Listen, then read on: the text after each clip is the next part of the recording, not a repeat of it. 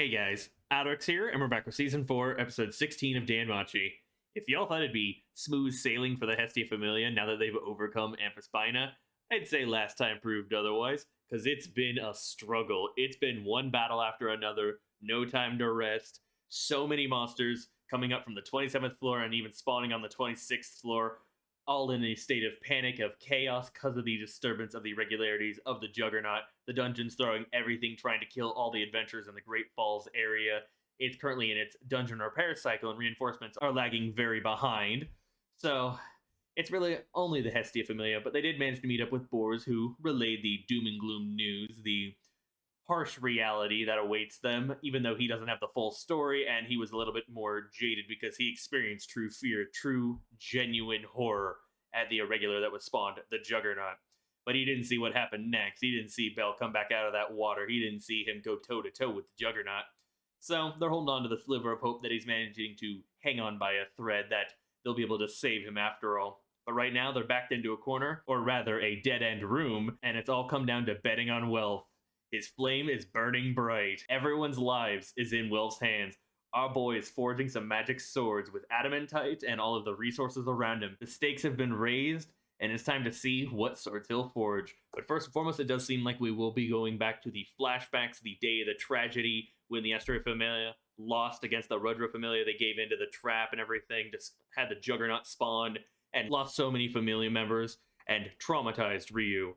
Are we going to see the full circumstances this episode, or is it going to continue to intersperse as Bell and Ryu inch their way across the 37th floor trying to find the tunnel into the 36th? Either way, check out my links down below. Make sure you have a like, comment, subscribe, hit that bell icon to be notified when I upload next, and let's hop into this.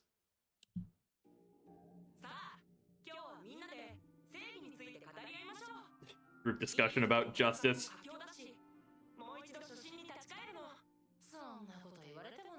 I really do like the designs and voice actresses chosen for them.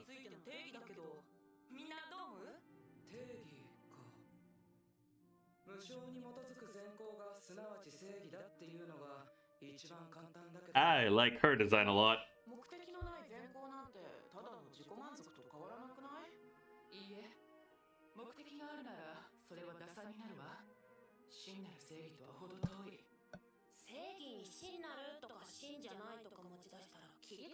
The never-ending cycle.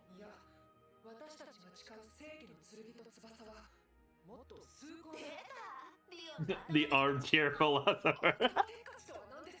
Oh, that's an adorable blush. Oh, I love how more expressive she is during this time.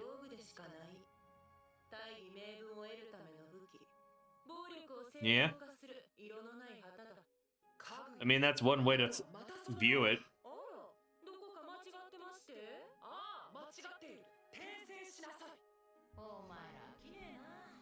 Oh. So they seem to be at odds, but still friends, because they are part of the same familia after all. But the happy memories, the happy times never truly last.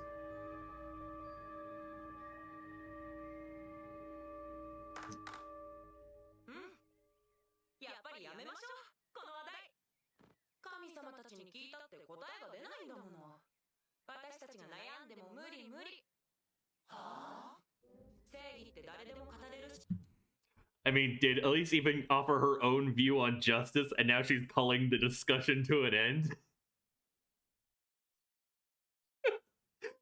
Seems she enjoys fucking with them a little bit.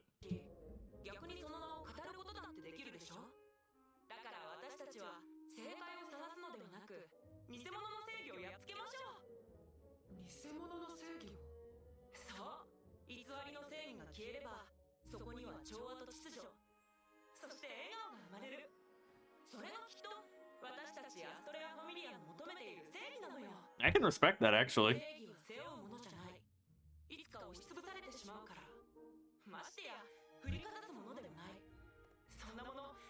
Elise is very well spoken.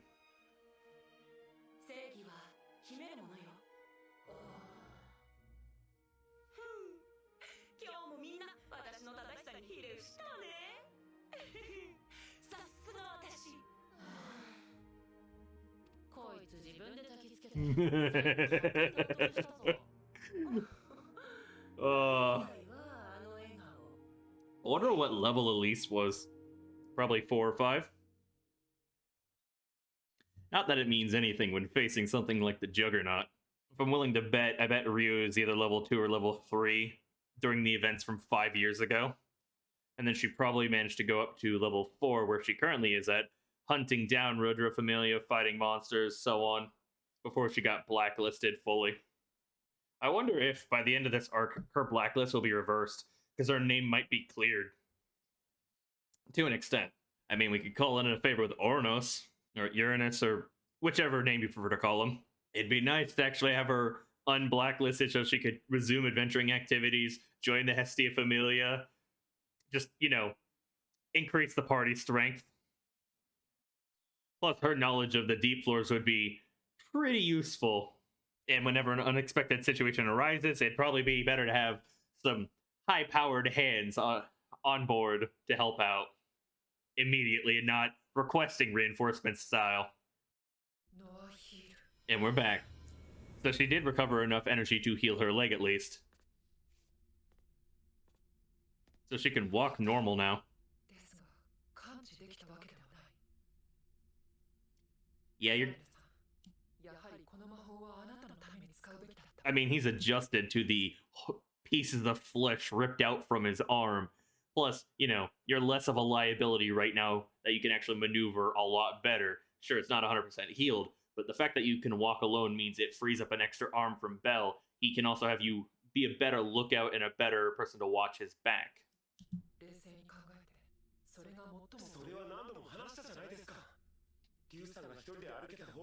Yeah, listen to Matsuoka. You got it, Hayami?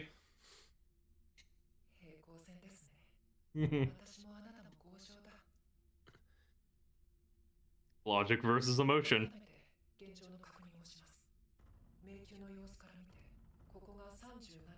But now that they've both rested, we can actually start making some progress on the floor. Hopefully.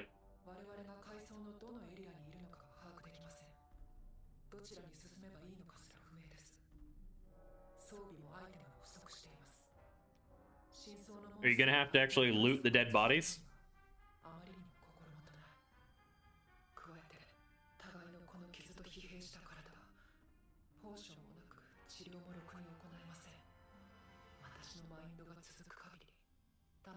Yeah. It's pretty much your only healing option, so it's definitely a bit of a take it slow, be very cautious, limit the amount of injuries you get.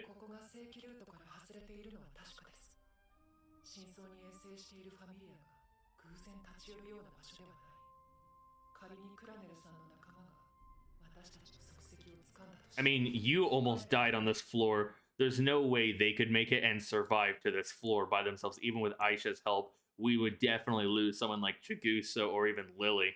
It's the harsh reality of it.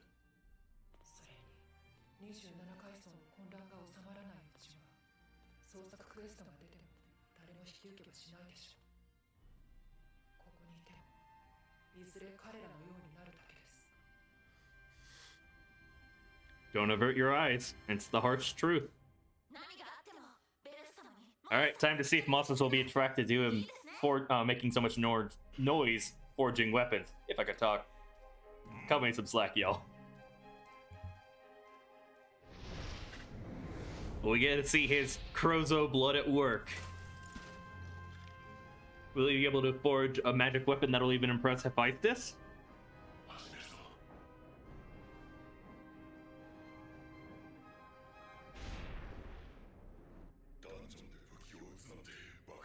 Everyone in this party does.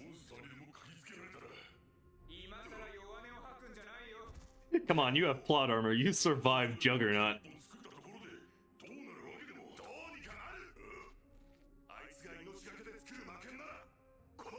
Yep. Thank you, big guy. I love how far you guys have come.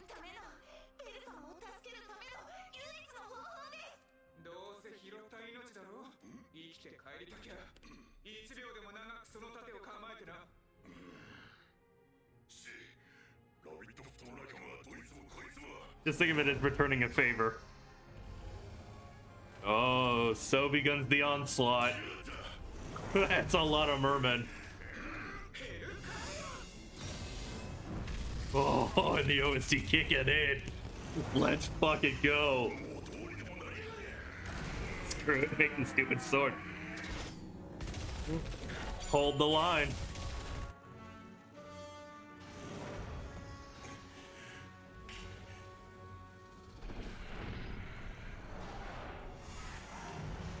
You change color. It's malleable now.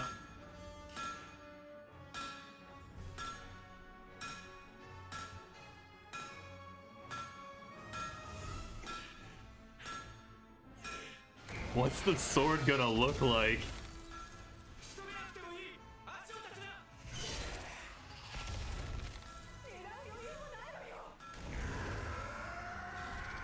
Yep, heal, tank, heal, tank, heal, tank. Repeat that process, but you gotta conserve mana too.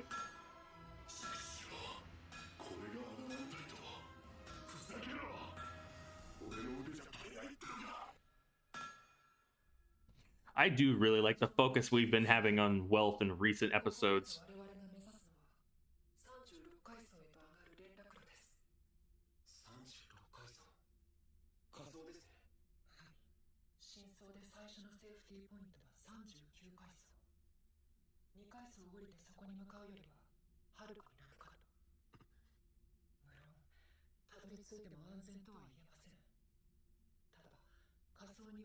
Yep.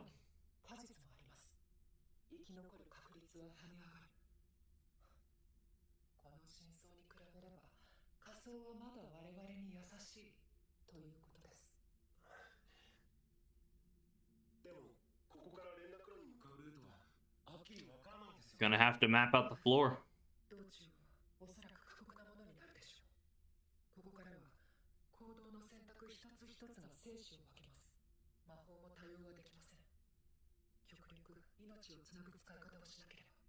Yep.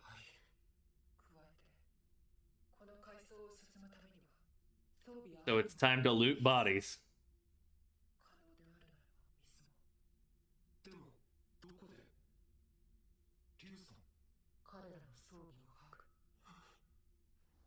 Do whatever it takes to survive. You gotta make these tough calls. Even if it means disrespecting the dead. You gotta carry on essentially their wills. What other choice do you have? And get your reservations, but...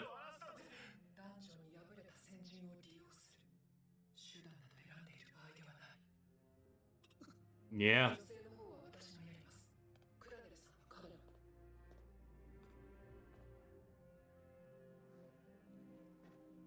I don't think she likes to do this either, but it's necessary for survival.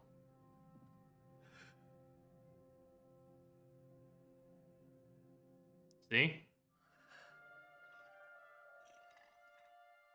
Oh.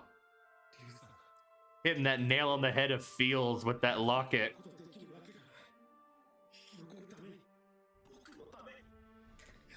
Follow your reservations.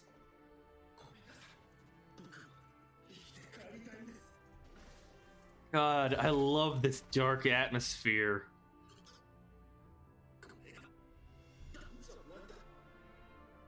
It's not always going to be a peachy keen adventure.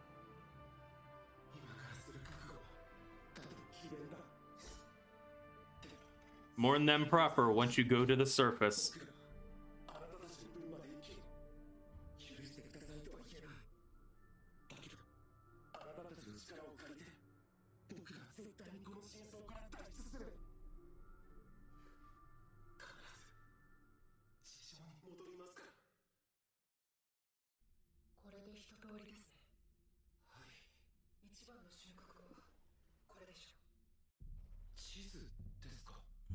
Alright, that's an interesting map.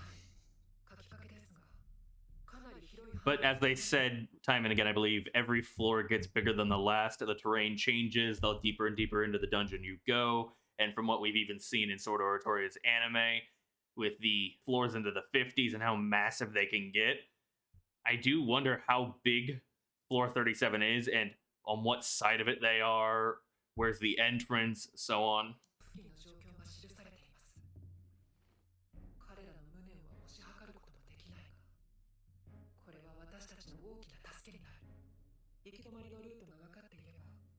Yeah, it'll save you some time.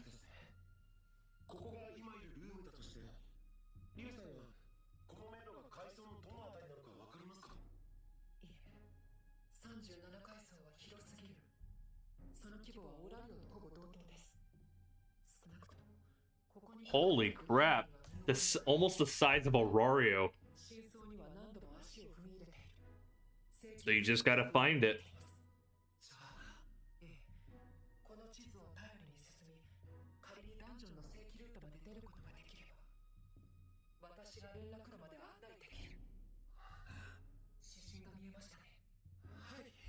At least you have a direction. They have potions. Oh, and she's even fixing her shirt. Don't want any indecent exposures.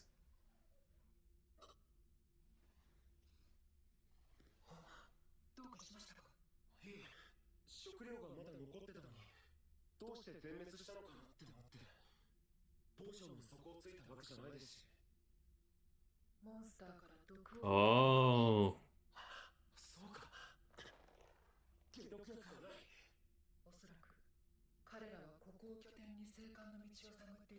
I like that overcoat on her.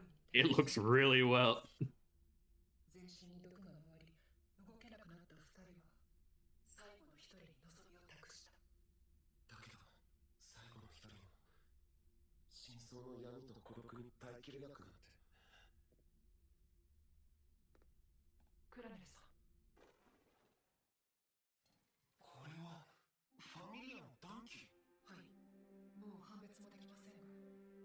Is that the Soma Familia emblem? That's a chalice.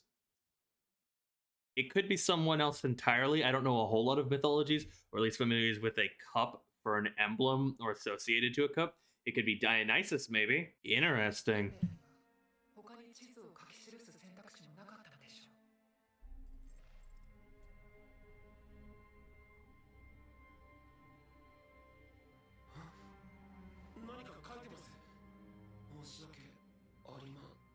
Oh, really nailing home that dark reality.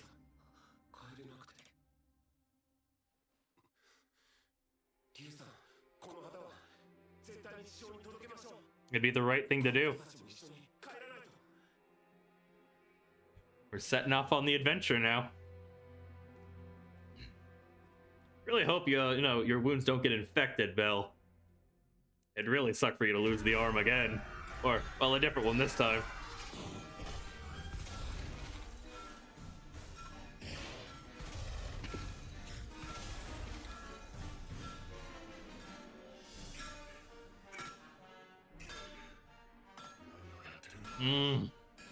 Come on, Welf. Your fire is burning bright.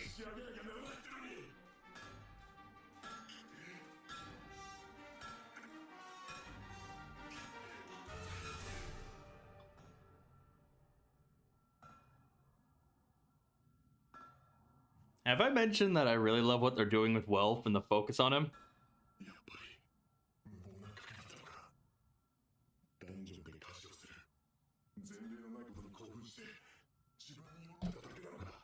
Wait, no one else has done it?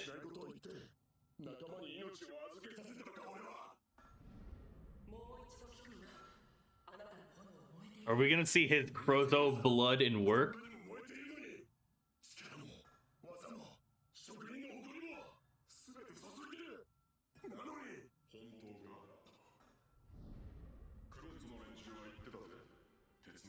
Listen to the metal's voice. The Crozzo family? The one from the Rakia kingdom that he fled? One of the stories cut out in, I believe, Volume 4, which was not fully adapted in Season 1. This is incredible.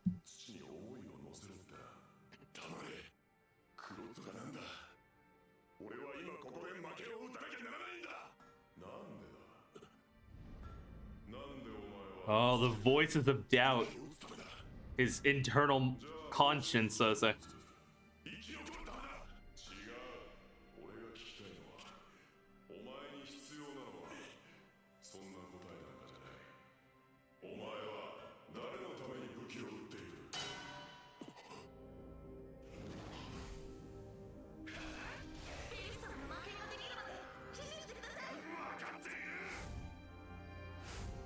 Yeah, they're all getting tired. They're all exhausted. Makoto's awake at least.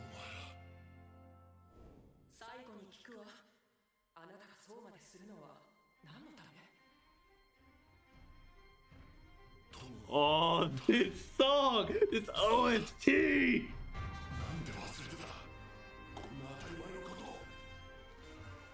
Oh!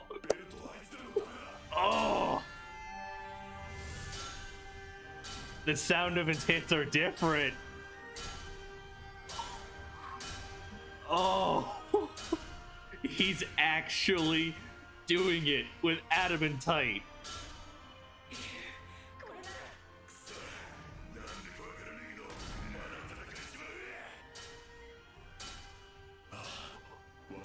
Oh, my tear ducts are definitely getting a little weak right now.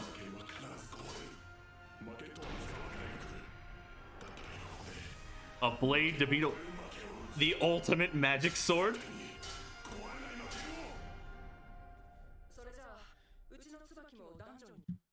An unbreakable magic sword. One that goes against everything. One that defies all odds. With Hephaestus setting her expectations on Welf, his Crozzo blood, his blacksmithing ability. Are we going to have a blade that rivals what a god can create? Or even surpass it? Because the gods love it when the children of man go against what they have expected, what they were thinking, and they manage to pull a fast one on them, or they evolve or change or grow in different ways. Much like how it was with Hermes back with Bell in season 3, and his choice, defying the will of the gods, or achieving the impossible.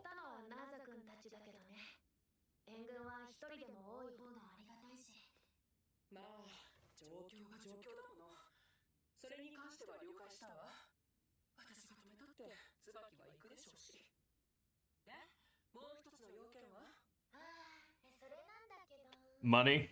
Or...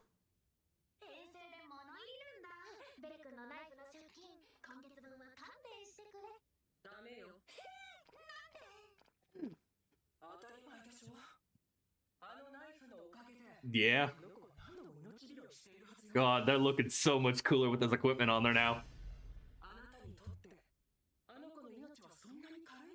Oh, hitting her with those hard questions.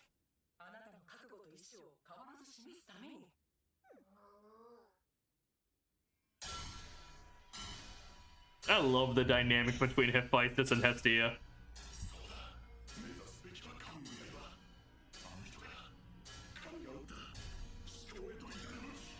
A blade with divine power? He's mixing his blood into it. His blood, sweat, and tears.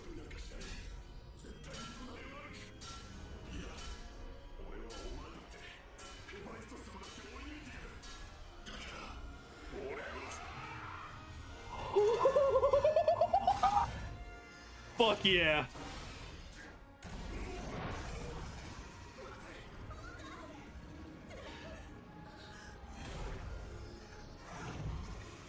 But the sound of the hammer stopped. That fire effect. Alright, show me the blade. Show me this reveal. It's very reminiscent of Hio, his first sword in Cosmichi or something like that in season 1. The incomplete one, that fire power blade. But that is so cool.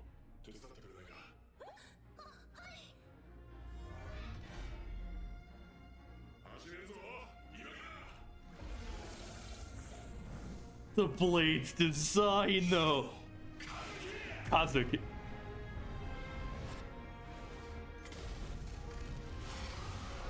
These visual effects. His flame burns bright. Holy fuck. Incinerated. Not a speck of dust left.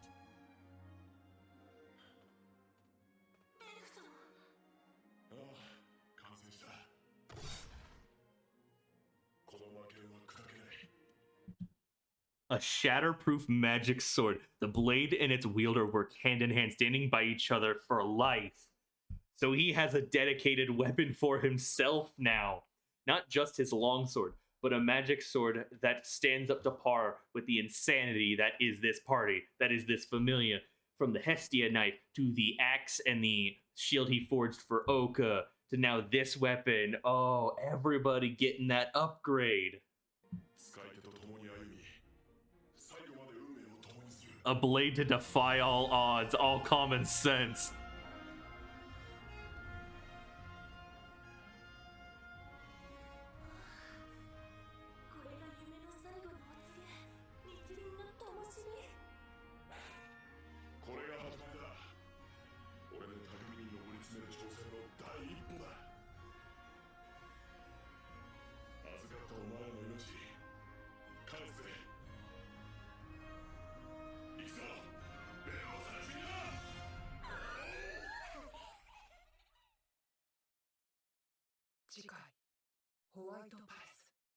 Seems we'll be focusing pretty heavily on Bell and Ryu next time, which I can always appreciate. We kind of resolved a little bit of the cliffhanger and the problems facing the Hestia Familia right now as they're stuck on the 26th floor.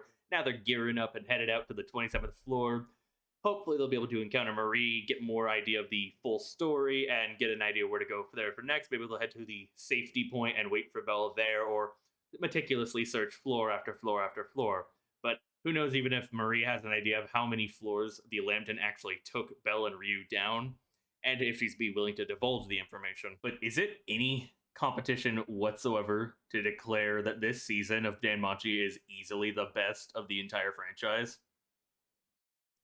Because while I do love what season 1 did, it wasn't the best in terms of adaptation. It did 5 volumes and 13 episodes, with majority of volume 4 sort of cut out. I've heard that time and again, and I've seen some of the stuff that was cut out because Dan Memo did some stuff for it, but even season 3, which brought it back onto track and seriously got the feels, got the hype, got the action, and brought back a lot of love and passion from the fans, and even a little bit of season 2 before we kind of went off the rails and didn't do exactly the best. I'll still stand by the fact that I really enjoyed the War Game arc, but I don't appreciate them cutting around or rearranging some of the stuff, especially some key details like the Zeus Familia stuff. But season 4, overall, from part 1 and into part 2, has been nothing short of incredible. It's a work of art. Adaptation-wise, pacing-wise, the overall atmosphere, the characters, everyone gets a time to shine. Everyone develops in their own right. Everyone takes a stand. We're spending more time with characters than we have in some previous seasons altogether. And it's incredible, and it's really building onto that fact. It's elevating this series to new heights. Well, it's also the fact that it's getting bonus points from how well animated it is, the visual effects, the line art, just the art and animation in general, and how they do the lighting and the cinematography. I do hope if we ever get like a season 5, we get like some of the same staff on here, because this has been fantastic work. I will die on this hill. It is the best season of DanMachi. The fact we focused so much on Welf, the introspection, his doubts, and the whole reaffirming what exactly he's making these swords for, and his desire to strive for newer heights, to forge blades for his friends, to stand side by side with Bell and side by side with his magic blade. An unbreakable magic sword. A blade with divine power. It's a blade that defies all common sense. But if anyone could do it, it would be a Crozzo. It would be Welf. It would be Ignis. His flame was burning bright. I'd say he's probably lived up to Hephaestus' expectations, and it's only an upward trend for him now. What other crazy blades will he craft? What will be his new staple arsenal? Will he create like an ice elemental and electric one next, just so he has all of that going on? But we'd also need to get some adamantite after all. Which, who knows how hard that actually is, because you'd have to break through the wall. Either way, the entire crafting scene, the level of trust put on him, how he took stock of what was going on around him, the efforts of his comrades, and then you could tell how much different it was with his forging, the way his hammers hit and the way the sound echoed, and the reveal and the use of it, the field test. Oh. Oh, I love that Welf got so much time to shine. Seriously, they've been doing damn good work with him these past couple episodes. From inspirational speeches to even just forging magic blades, achieving the impossible. But absurdity is the strongest, or is the strength of the Hestia Familia, and it really shows. Oh. And I really do like that we also harken back to the dark truth, the dark reality of it. The whole, you have to do whatever it takes to survive, with Belle and Ryu looting corpses, desecrating the dead. It's obviously eating up both of them. Ryu wants to keep Belle alive, so she'll do anything. You gotta do everything at your disposal to survive in this uncharted territory, this unknown land full of monsters that can kill you just like that. So while it's obvious to have some misgivings, you gotta swallow those and just do it. You can take their banner back, you can mourn for them later, you can grieve for them proper, and you can ask for the forgiveness. What matters right now is surviving and making it to the tunnel, to the 36th floor, to making it to the normal route. And I really did like the map we got and how detailed it is, and the fact that the White Palace, that 437, is almost as wide as Aurario. The sheer scale of it. But I guess I was impressed also in Sword of Artoria Season 1 when we went down into the 50s and stuff like that and saw some of the landscapes, even the, what was it, the furnace section of the dungeon. Oh my god. That was incredible in of itself. Once again, I'll say, even if you don't get used to Leafia, I'd still recommend at least watching the anime so you can kind of get an idea of what some of the other parts of the dungeon look like and what's going on with the Loki Familia on the side and how it kind of connects to the main story. I do wish we get a season 2 for that, or even a readaptation, whichever. But I just want more DanMachi. I want more DanMachi. I do like the slight amounts of fan service we had to kind of offset how grim it's been, how serious it's been, with some nice camera shots of Ryu, the sashing and everything, and even Hestia's boob jiggles. I can appreciate in the armor, the equipment that I got on them right now. It looks so cool. I like the overcoat on Ryu and how squatted up or how geared up Belle looks. It's so badass. But we're setting off an adventure, and Belle was actually able to take on a Skull Sheep. He was a little less surprised. He's gained his footing. He's a less shocked and panicked version of himself right now. Are we going to see some new monsters next time? Only time will tell. Other than that, really the only thing left to talk about is just kind of the opening flashback, more memories of the Asteria Familia. It's kind of nice getting a sense of their dynamic, their personalities, how everyone acts, or how they define their own justice. I really do like that. Granted, we're definitely going to keep interspersing those memories and what's going on with the Hestia Familia as they travel down to Belle, and what's going on with Belle and Ryu, all in between, and really adding up that emotion, making us care for all three sets of people, and then they're going to pull the rug away because we know what happens to the Asteria Familia, but we might end up seeing how brutal it actually was. They probably won't hold anything back with it, considering how they did it with Juggernaut's first reveal in part 1. Not sure if I'm ready. I already got it. Anxiety just from thinking about it. Either way, very solid episode. I enjoyed myself so much. Season 4 has just been spectacular. I'm so glad I'm a fan of this show. I'm so glad I've been following it for so many years. It'll be almost 10 years soon for me. About another year. Damn.